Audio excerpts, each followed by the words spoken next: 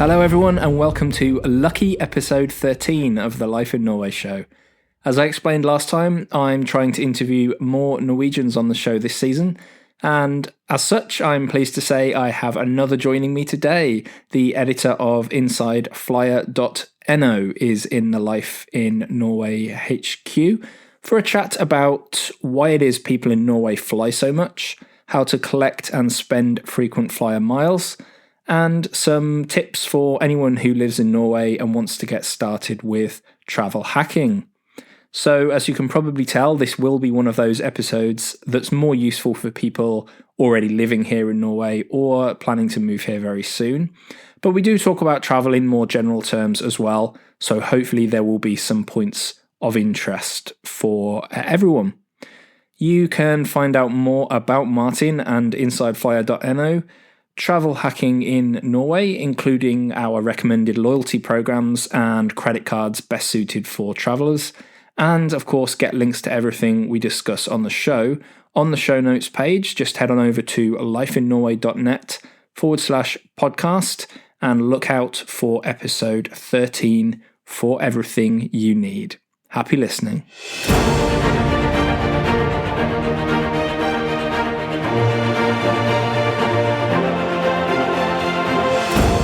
I'd like to welcome Martin Dam Laubstad to the podcast. Martin, velkommen til podden. Takk for det. And let's start with a bit of an introduction. Why don't you tell us what it is you do?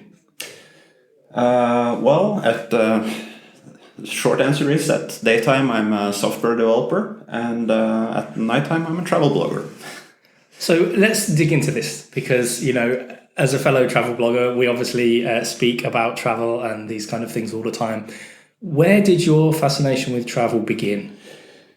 I actually think it started out as an interest of flying and airplanes at a very young age. From there it has grown to an interest of both flying and traveling.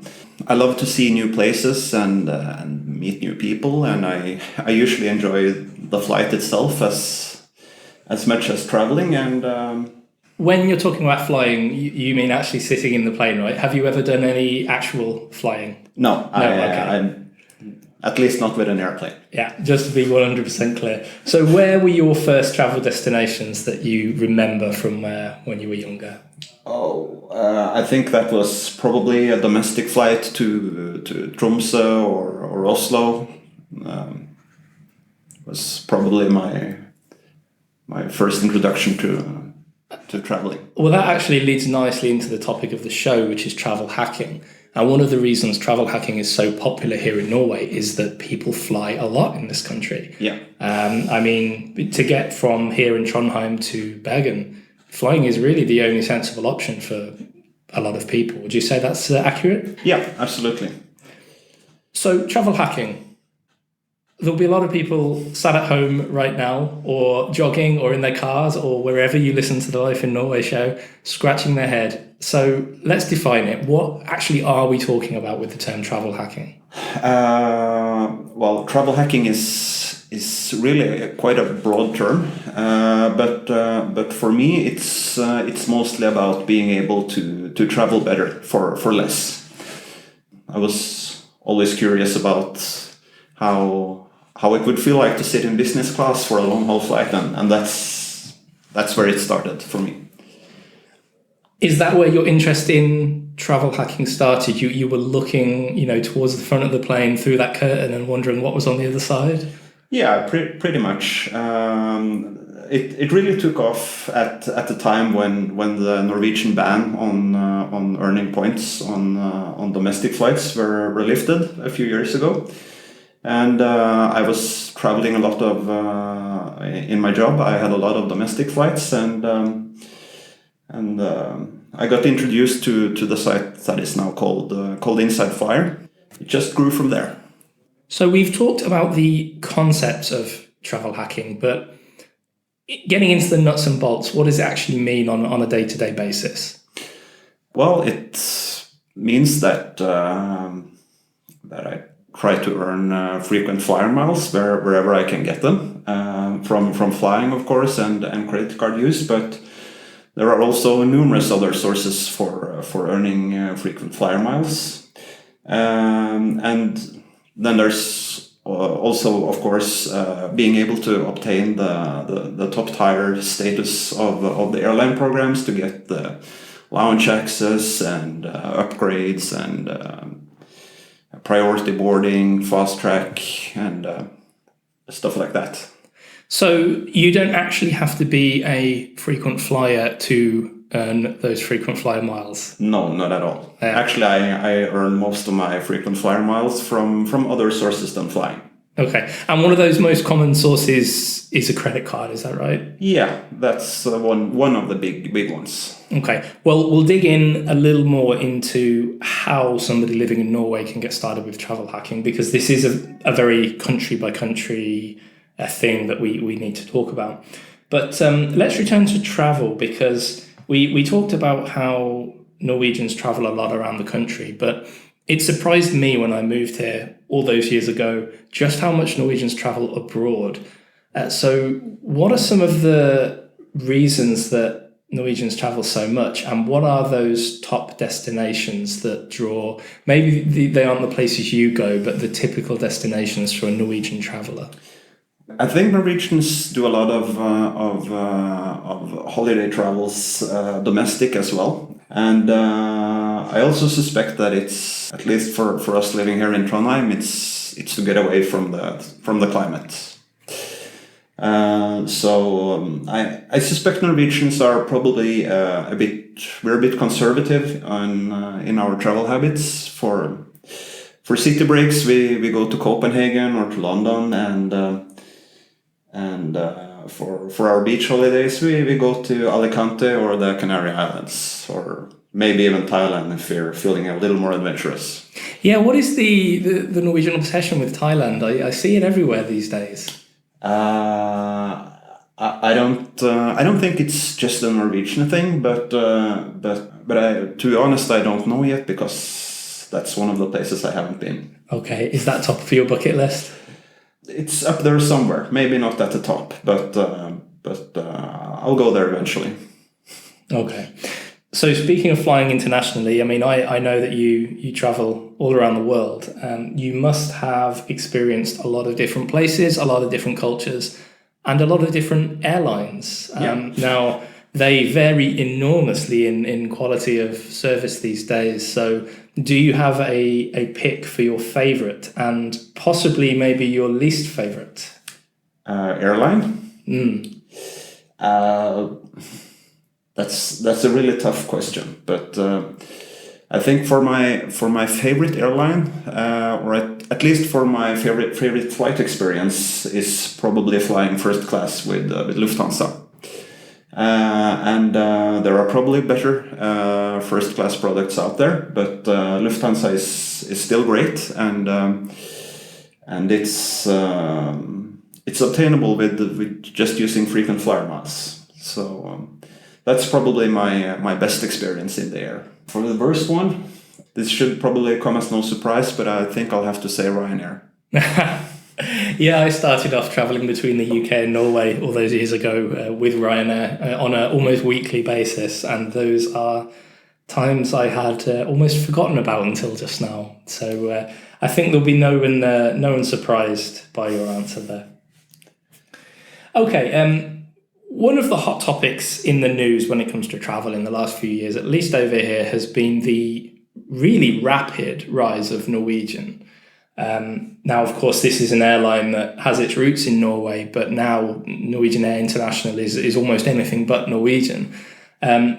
What's your opinion on the rapid growth and some of the controversy surrounding the long-haul product from Norwegian? Well, I find the Norwegian long-haul expansion really exciting, especially their expansion into South America, which I think is a really bold move.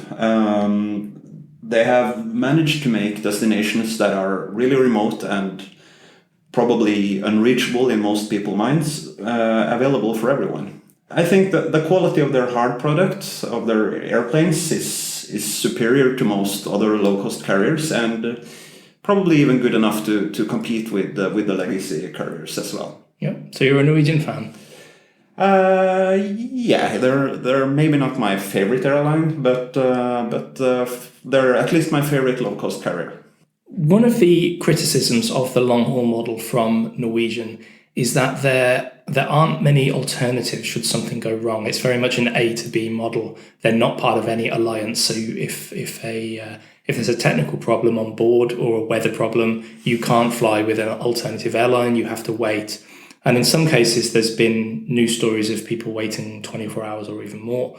So with that in mind, is that model of flying worth the cost saving? Yeah, I think so, because even if there has been some irregularities and there has been some delayed flights and even flights that has been delayed with 24 hours or more, if you look at the statistics, most planes are on time or have just small delays. So the chances of something going really wrong isn't that big. Sure, and I think we only really hear about those worst case scenarios, and they stay with us in our minds. They never write about the happy customers in the newspaper. No, of course not. But you write about the happy customers on Inside Flyer? Yeah, sure. We love to write about trip reports and airline reviews and hotel reviews, and we rarely write bad reviews. And it's not because we cannot do it, but it's because writing good reviews it's much more fun. We should point out that insideflyer.no, which is the website you edit, it is in the Norwegian language, but there are websites for America and for the UK as well. They are .com and .co.uk, I would guess. Yeah, we have websites for all the Scandinavian countries and for Germany and the Netherlands and UK and the US. But we are, of course, the Life in Norway show, and we are talking to the editor of InsideFlyer.no. And a lot of my audience is native here in Norway and does speak Norwegian. So it's an interesting website to check out if you want to learn a little bit more about some of the things we'll be talking about today. I think it's time to get into some detail.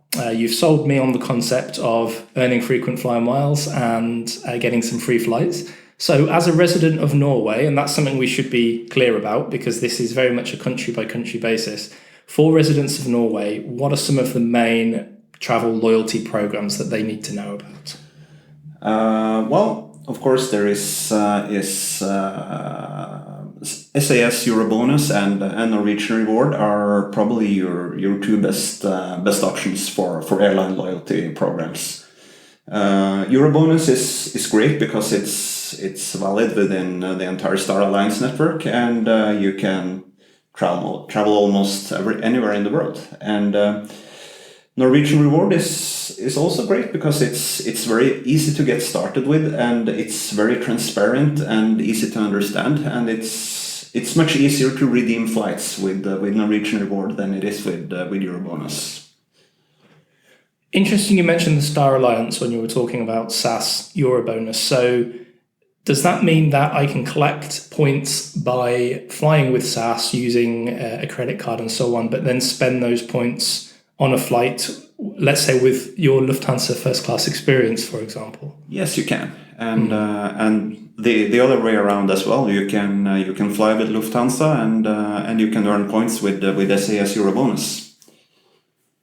Good stuff. Okay, so for a resident of Norway, if they want to get into this game, how do they choose between these two programs? Is it a case of picking the one that you fly with the most, or is that not really a factor in choosing between them? It is a factor if you fly a lot, because both programs have a reward system that gives you certain benefits after a certain number of flights.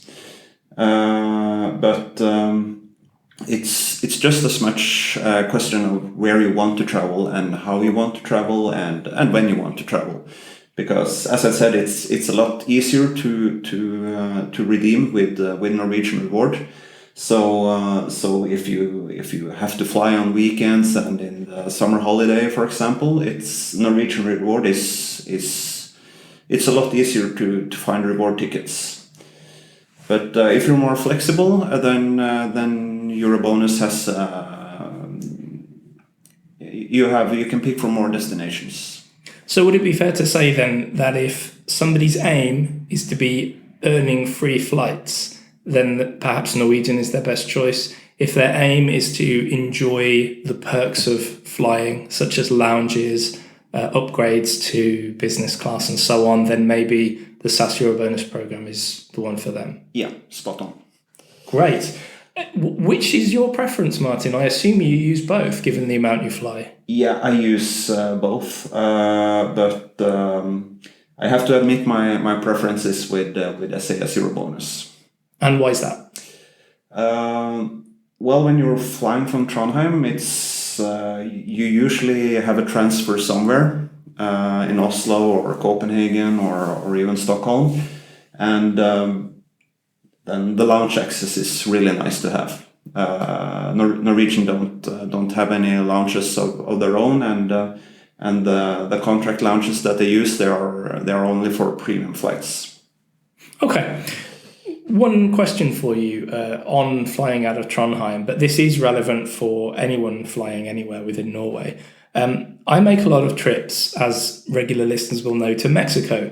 And by far the easiest way to get there from Norway is with KLM going through Amsterdam. Yeah.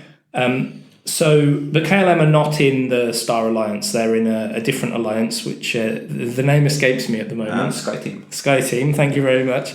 So is there a loyalty program for KLM? And is that something that's worth using if, in the case of myself, I fly to Mexico maybe once a year?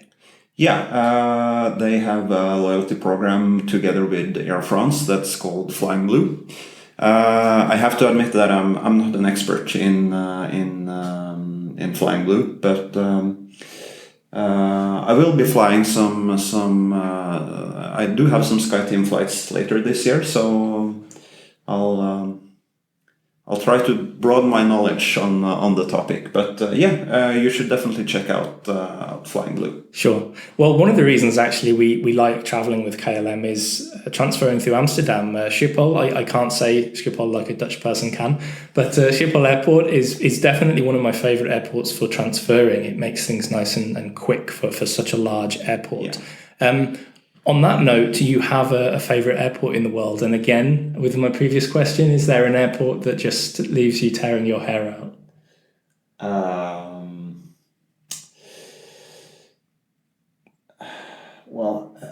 For my favorite airport, that is quite easy. I would have to say Changi in Singapore, which is awarded as the best airport in the world by Skytrax multiple times. It's a really nice airport, and you don't even need to have lounge access to enjoy spending time there.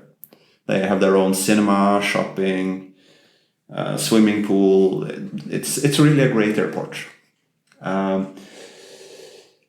For the worst airport, that's a bit more difficult, but I have flown to some of the smaller airports in Norway, like Svolvær and Leknes and so on, and there's not really much to do there. So sure, I've just spent most of the summer flying around the north, and been to Leknes and Svolvær, and I agree entirely. However, having said that, the larger Norwegian airports, I think, are some of the better ones I've been to. The work they've done to expand Oslo, the revamped Bergen Airport is just phenomenal compared to what used to be there. Would you agree? Yeah, absolutely. At least for Oslo Airport, it has become a very very nice airport. Probably Bergen as well. The baggage system broke down the last time I was there, so I don't have I may not have the best experience with it, but it has improved as well. Sure. Okay, so we've talked about how you can earn frequent flyer miles from different sources, credit cards, hotel stays, and so on, and then redeem them for flights or for upgrades or other perks. But can you tell us a little bit more about, let's say, travel hacking in general, because it's not just about collecting points, is it? It's collecting points in an efficient or clever way that really is what the hobby of travel hacking is all about. So are there any hints and tips you can give people living in Norway that are good ways to collect points or to save money on travel in other ways?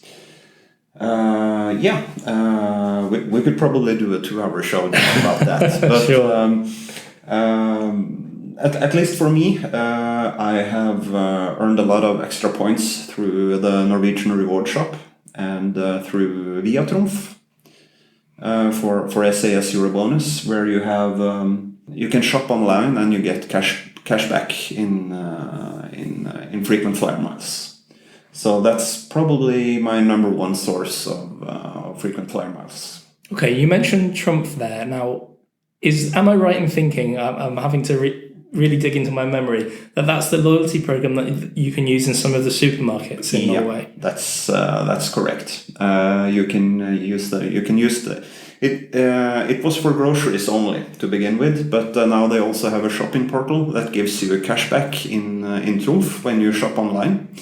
And those Trumf points can be converted to Euro bonus points.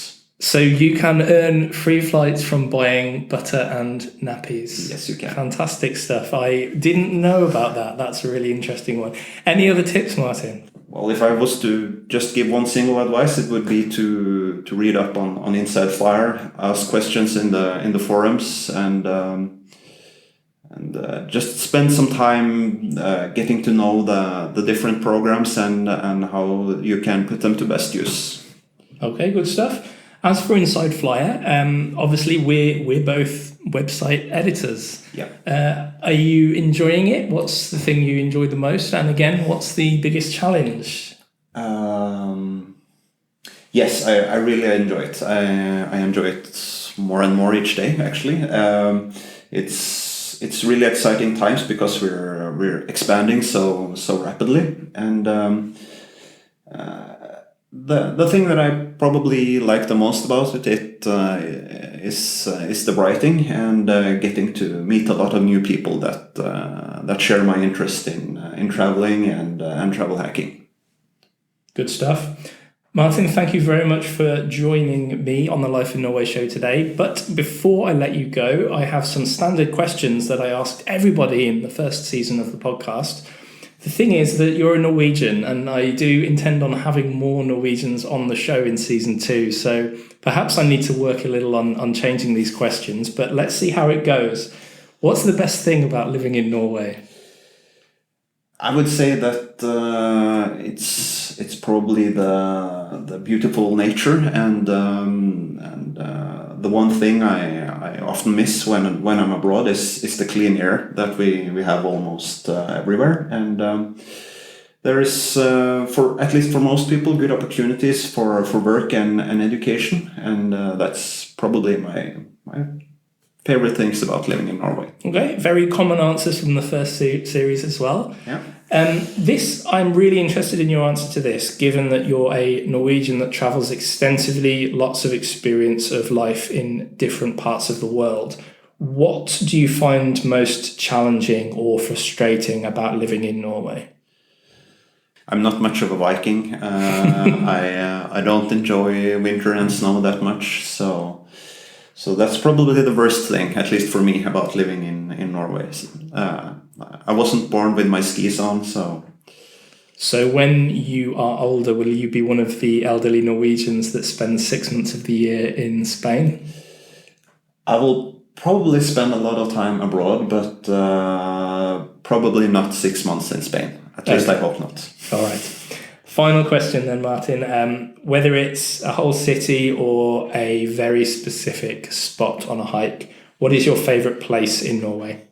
I hate to pick favorite destinations because I usually enjoy most places I go, but I think the first thing that comes to mind is actually Tromsø. I've been there a lot since I was young, and I have a lot of good memories. I was there just 2 weeks ago, so I think that's at least my favorite city in Norway. And if I'm not mistaken, you were there a couple of weeks ago because of a travel hack. Yeah. Oh, it was actually a point bargain with SAS where you got 50% off bonus flights to Tromsø, and then because of the SAS Mastercard Premium, you could also fly SAS Plus for the price of SAS Go. So we got a 75% discount really, and we were 7 or 8 people from the Inside Flyer forums that went to Tromsø just for the weekend. Fantastic stuff. Well, everyone, that's what travel hacking is all about. I hope you've enjoyed learning about the options open to people who live here in Norway to get started with travel hacking as a hobby, or simply as a fun thing to do to better your travel experience. Martin, thanks for joining us. Thank you for having me here.